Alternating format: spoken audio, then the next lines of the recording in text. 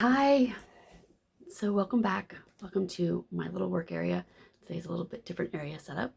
Um, so I wanted to quickly, well, not quickly, but I wanted to talk to you about something that means a lot to me, and I'm sure to a lot of you out there, because it's a very hard subject for a lot of people, and that's addiction. I myself have battled it and survived it, and I'm almost 10-year survivor of someone that overdosed. So let me tell you my story really quick. At the age of 13, they started giving me narcotics. By the end of high school, I was using the narcotics to just not feel. I wasn't really part of the high school world as much as everybody else was. I was really felt alone. And what I didn't know then was that I was creating pain, right? The mental pain is what I was covering. It wasn't necessarily the physical. Not that I didn't have physical pain from the lupus. It was just that I was creating pain as well, because I just was in so much emotional pain that it was better just to be numb. And after I got out of high school, I went from doctors giving me drugs to doing drugs. I wanted to catch up, I guess, right? I was trying to catch up what I missed out on. And I mean, I had some great experiences, but I did a lot of different drugs. And I ended up on a deep, dark spiral. I ended up homeless. And the year after I got home, I was homeless. I was headed for dialysis. And dialysis was a very long road. It was 6.5 years of many surgeries. I have scars all over here. This one I almost died from. I bled out post-op, and my other arm's covered, my legs, I've got scars everywhere. So I was always being cut open. Doctors were always giving me more pain medicine, because my tolerance was always going up. But what I didn't know was that sometimes I wasn't in physical pain, I was just in mental pain. I was a 20-something-year-old young adult that wasn't living a normal life, and everybody else was doing great things with their life, and here I was living off a dialysis machine. That went on for 6.5 years. And even though I saw counselors, psychiatrists, outpatient programs, nobody could convince me that I had a problem. It wasn't till almost 10 years ago, right after my transplant, that I overdosed on 200 milligrams of fentanyl. I wasn't trying to die that day. I was just trying to cover pain that I had created in my brain. I wasn't physically in pain, but I was in pain mentally so much that I wanted to just take it all away. And the sad part was that my sister's the one that found me. Blue. Thankfully, I was fine, and I'm here today. But I don't remember anything until I woke up in the back of an ambulance. And the person that I saw, I'd known for a very long time. I'd gone to church with them, and they had been a recovering addict for a very long time. And it was like a light switch when they said to me, "Liz, I think it's time that you figure it out." And in that moment, it was like an aha moment. Like, oh shit, yeah, I need to figure it out.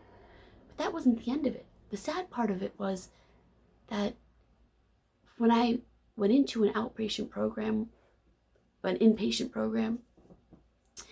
they were drugging me with benzos so much that I couldn't walk. I couldn't talk. So I was trying to come off of drugs, but they were drugging me so much on another drug. So I went from narcotics to benzos. It was really bad. It was a really hard transition. But I went to meetings for about 8 months. I really just fixed my life. I was really ready. I was ready to live and feel again. Because as an addict, when you're taking that much medicine or drugs, you don't want to feel. You're blocking off something that's painful because you don't want to process it. But processing the pain is key. But if you can't see that because you're constantly drugging yourself, then that's all that's going to matter is you're going to feel that mental pain, that emotional pain, and you're just going to keep drinking, drugging, whatever it is to get past it. See, addiction really stems from mental health. If we can't fix mental health, how can we fix addiction, right? If we keep giving drugs on top of drugs on top of drugs, it's never going to fix anything.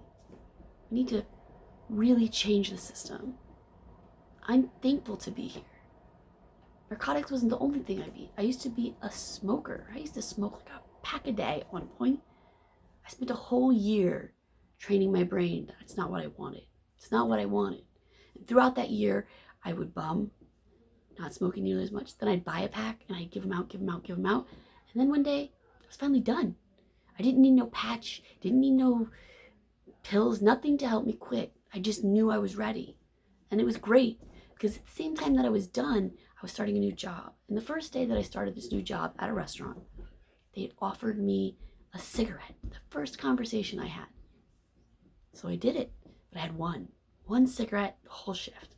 The next day I knew I was way done. I didn't have a cigarette since. I haven't had a cigarette since. I did have a crazy dream once that I was telling somebody that I quit cigarettes, but I had a cigarette in my hand. Crazy, right? But addiction is just a really hard subject for a lot of people. I've lost a lot of people to addiction. I've had people come to me that were addicts that asked for help, but they didn't want to get the help that they needed. They wanted me to help them, but I couldn't do that. That's on them. If they aren't willing to put the work in to make themselves better, then you can't do anything about it. And that's sad to watch an addict die and to lose who they are is truly sad. It really is. And I still see it to this day. But until they're ready to become aware of what they're doing, there's nothing we can do. But maybe if we offered out more mental health, right? More options. Get them into counselor seats instead of throwing pills at them all the time, then maybe we can make a difference. It's time we take a stand. We care so much about the people that are struggling. We need to fight for mental health. We need to fight because people, when they go to get help, if they aren't getting the help that they need, they're going to self-medicate. And when they self-medicate, it's a long, slippery slope.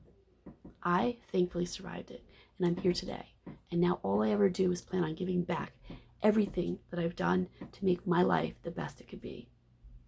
I'm on a journey to enlighten. And through my stories, I hope to enlighten all of you. So much love and so much light, always.